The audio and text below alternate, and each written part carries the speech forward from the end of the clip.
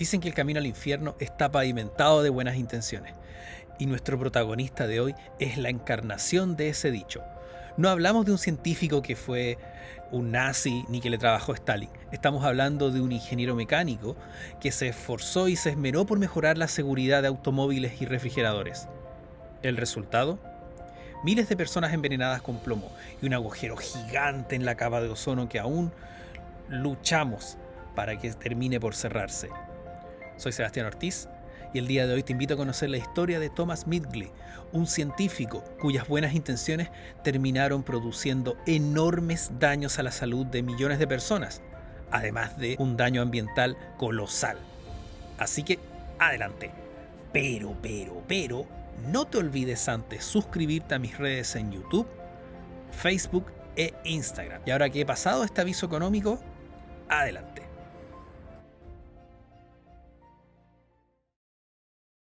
Thomas Midgley nació en Pensilvania, Estados Unidos, en 1889. Estudió en la Universidad de Cornell, titulándose como ingeniero mecánico en 1911.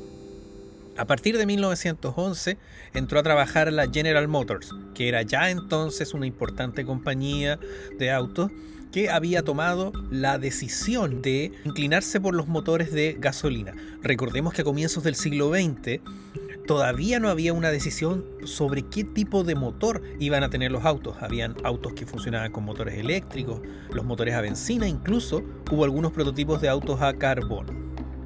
En aquella época, uno de los problemas graves de la industria del petróleo era lo que se conocía como la ignición espontánea. Vale decir, los motores de repente se podían sobrecalentar producto de chispas, tenían espasmo, en fin, tenían una serie de comportamientos que hacían los autos inseguros, que pudiesen ser susceptibles de una explosión, etcétera, etcétera.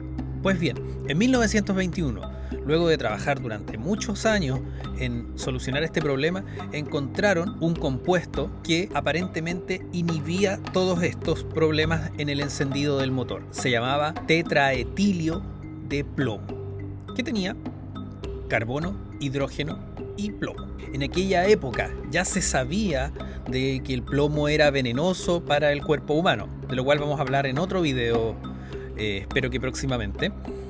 Por lo que en lugar de ponerle tetraetilio de plomo, se reemplazó por etil, cosa de que fuese más fácil comercializarlo. Y bueno, este compuesto salió a la venta por ahí por 1923, registrándose ya los primeros envenenamientos por plomo. ¿Por qué? Porque el plomo, en lugar de participar directamente en la combustión de la benzina, era liberado a la atmósfera, como también son liberados muchos otros compuestos nocivos. Bueno, en aquella época, hoy en día con los catalizadores esto ha disminuido bastante. El punto era que en aquella época los autos que usaban el etil como su combustible, recordemos que era benzina, pero además de esta gasolina, se le incluía este compuesto que tenía plomo. Bueno, se liberaba el plomo a la atmósfera, además que la gente que por ejemplo participaba o trabajaba con la reparación de los motores, inhalaba este plomo cuando reparaba los motores, porque también quedaba un poco de plomo de sus remanentes en el motor. Por lo tanto empezaron a haber muchos casos de intoxicación. Ya en 1925 se lo comenzó a criticar, sin embargo él en una demostración aspiró una botella de este compuesto, mantuvo la respiración y él dijo que él podía hacer esto todos los días durante toda su vida sin sufrir efectos, ya que él siempre se negó a reconocer los efectos nocivos del etil. Sin embargo, esto era literalmente una pantalla porque él estuvo retirado durante un par de meses producto del envenenamiento por haber aspirado plomo. Así que la verdad es que él sí sabía de los efectos, sin embargo, se negó siempre a reconocer los efectos nocivos que tenía la sustancia que había creado, que efectivamente ya impedía de que hubiese chispas o explosiones en el encendido del motor, que era un riesgo hasta la década de 1920, pero que tuvo como consecuencia la liberación de enormes cantidades de plomo a la atmósfera. Hasta los años 90 todavía se comercializaba benzina con plomo. La benzina de 91 octanos tenía plomo. Es más, hacia los años 60 o 70, entre el 80 y el 90% de los autos consumía este etil creado en los años 20. Así que durante 50 años estuvimos liberando grandes cantidades de plomo, dentro de todo sabiéndolo. porque ya a mediados de los años 20, ya se sabía sobre los efectos nocivos. Sin embargo, la industria no hizo nada hasta entrados los años 70 u 80, cuando se comenzó a legislar para prohibir este tipo de benzina.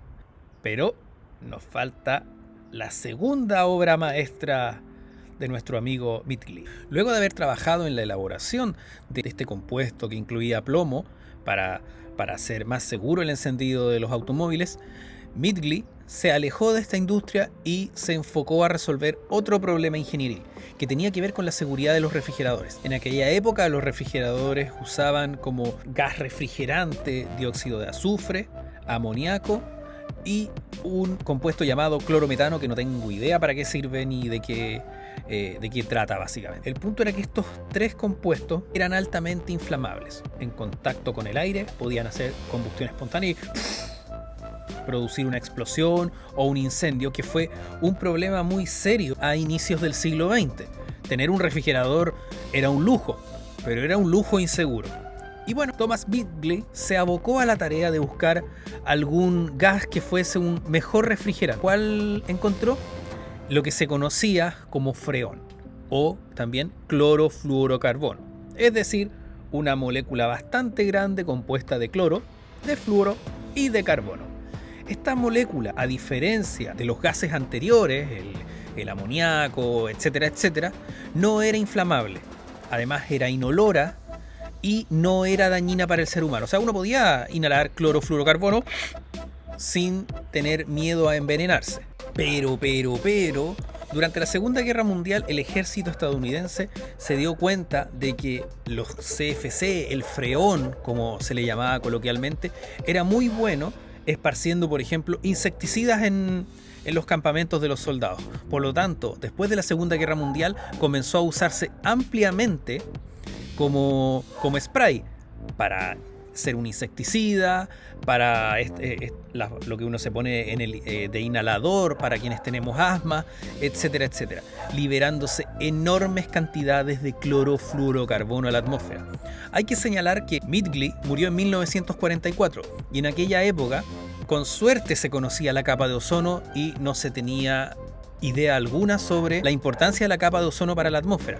Esto recién vino a saberse hacia los años 70, cuando se encontró una relación entre el deterioro de la capa de ozono y la presencia de clorofluorocarbonos.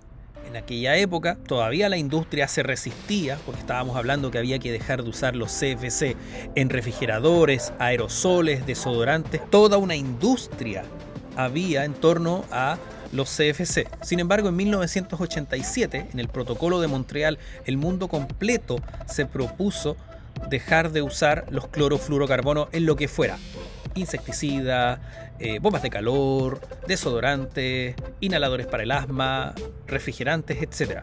La disminución del uso de los CFC fue realmente drástica, cesando su fabricación ya en 2010.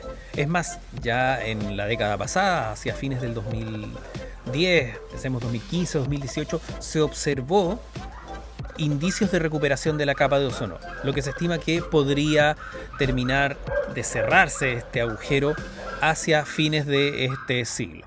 Y bueno, esta fue la historia de Thomas Midgley. Nadie podría decir que tuvo malas intenciones al inventar el etil o los clorofluorocarbonos. Sin embargo, ambos inventos tuvieron efectos realmente nocivos en la salud humana y en el medio ambiente. En el caso del etil, yo creo que hubo una gran soberbia en no reconocer nunca el error que había cometido al incluir este elemento de las bencinas que se usaban entonces, y también probablemente hubo un elemento que tenía que ver con la industria automotriz que, no lo sé, pero probablemente haya ocurrido, presionó para evitar que se diseminara el conocimiento respecto a los potenciales nocivos de este compuesto hecho de plomo.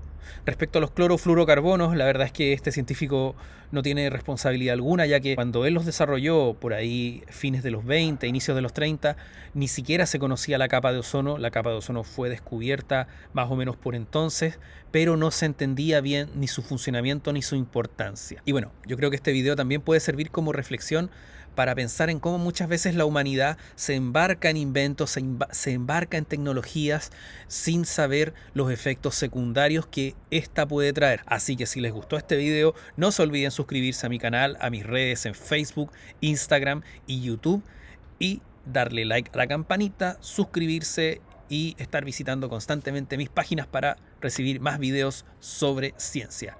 Así que, hasta la próxima.